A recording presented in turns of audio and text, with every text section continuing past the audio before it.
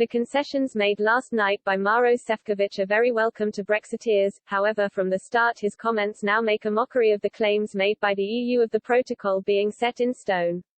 Clearly these could have been possible last time around, but the EU continue, by the back door it seems, to try and establish their control over Northern Ireland, which is part of the United Kingdom.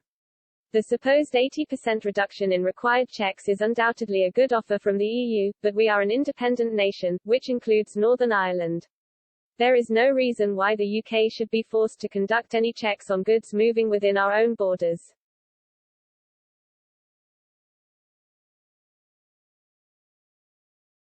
Mr. Šefčovič also slipped up in one specific area though. Several times he referred to the United Kingdom as a so-called third country, however, he then singled out Northern Ireland as a separate entity.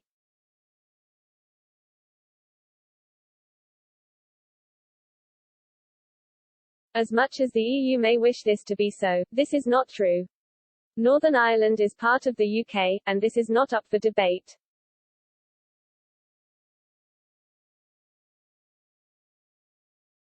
It was clear from this speech, the EU are trying to draw a dividing line within the United Kingdom.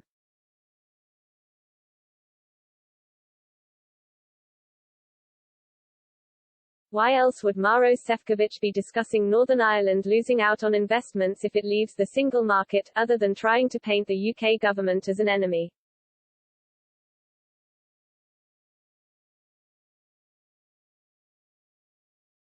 Sowing this kind of division in an already fractious situation such as Northern Ireland, is simply irresponsible, and frankly dangerous.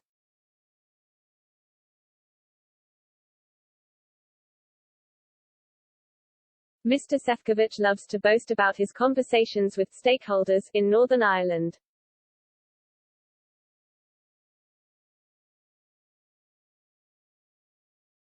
This is all well and good, but it is the United Kingdom government which represents the people of Northern Ireland, and not the European Union, and these attempts to paint those advocating for changes to the protocol as somehow out of touch will not work.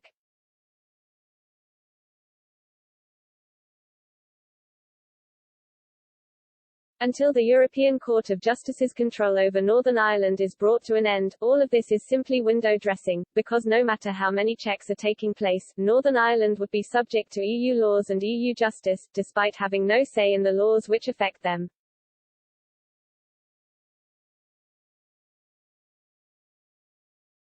No matter how hard he tries, Mr. Šefčovič will not be able to ignore this area of the talks, and Lord Frost must hold firm on this so-called red line.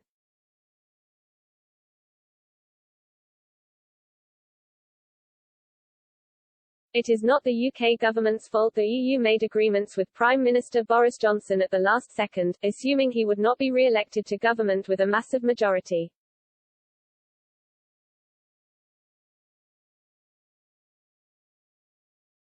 Any new government with a strong mandate from their electorate, as Boris Johnson achieved, is entitled to make changes to international agreements.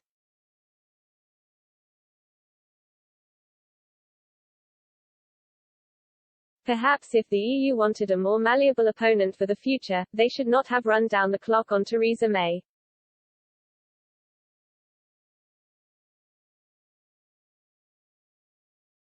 To claim one cannot have access to the single market without the jurisdiction of the European Court of Justice is simply nonsense.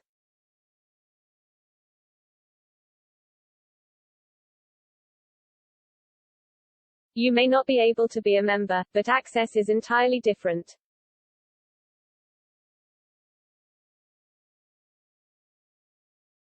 The rest of the UK has access to the single market, as do countries all over the world, yet there is no ECJ jurisdiction over the United States of America, for example.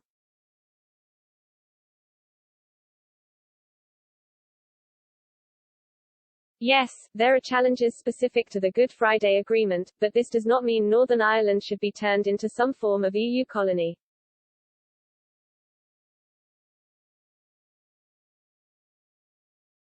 What this shows is that the hard stance of Lord Frost in the past 4 months has had a positive effect, and must be continued in this way.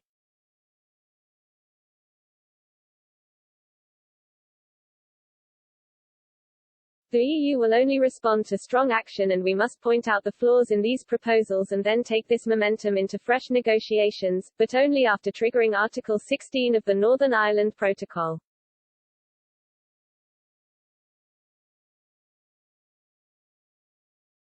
We cannot accept the EU endlessly kicking the can down the road with continuous talks and lunches at the UK taxpayers' expense.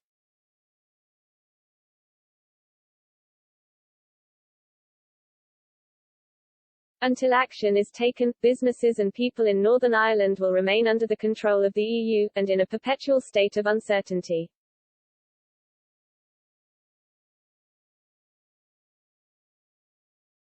This is a situation which no United Kingdom government can allow.